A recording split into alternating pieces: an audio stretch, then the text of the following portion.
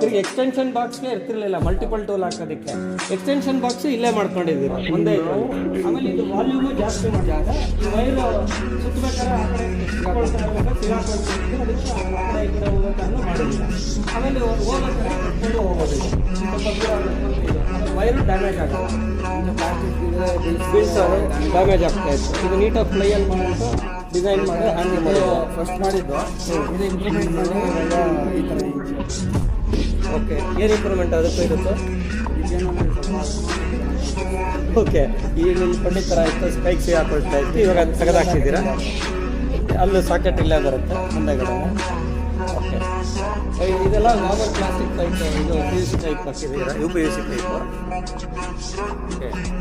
Handle ಇದೆಲ್ಲನೇ ಇವಾಗ C N C ಮಿಷಿನಲ್ಲೇ ಕಟ್ ಮಾಡಿ ಮಾಡಿರೋದು. Very good.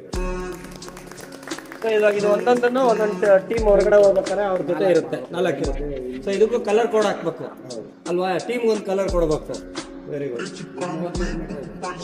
30 ಮೀಟ್ರ್ ವೈರ್ ಅಂದರೆ 33 ಮೀಟ್ರ್ ದೂರದಲ್ಲಿ ಪವರ್ ಇದ್ರೂ, ಯಾಕಂದರೆ ನಾರ್ಮಲ್ ಸೈಟ್ಗಳಲ್ಲಿ ಕೆಲವು ಟೈಮ್ ಪವರೇ ಬಂದಿರಲ್ಲ, ಇನ್ನು ಅಲ್ಲಿಗೆ ವೈರಿಂಗ್ ಆಗಿರಲ್ಲ ಆ ಥರ. ಇವಾಗ ಇಲ್ಲೇ ನಾವೇ ಕೆಲಸ ಮಾಡ್ಬೇಕಾದ್ರೆ ಕೆಲವು ಎಲ್ಲ ಪವರ್ ಬೇಕು ಅಂದರೆ ಇದು ಎಕ್ಸ್ಟೆನ್ಷನ್ ಥರ ಯೂಸ್ ಮಾಡ್ತೀವಿ. ಅಂದರೆ ಕನ್ವೀನಿಯೆಂಟ್ ಇರುತ್ತೆ, ಸೇಫ್ಟಿ ಇರುತ್ತೆ. ಆಮೇಲೆ ವೈರ್ಗಳು ಸುಮ್ಮನೆ ಎಳ್ಕೊಂಡಿದ್ದು ಸುಮ್ಮನೆ ಸಾಕೆಟ್ ಆಗುತ್ತೆ, ಕಿತ್ಕೊಂಡ್ಬಂತು ಪವರ್ ಬರ್ತಾ ಇಲ್ಲ ಅದು ಇರುತ್ತೆ ಅಂತ.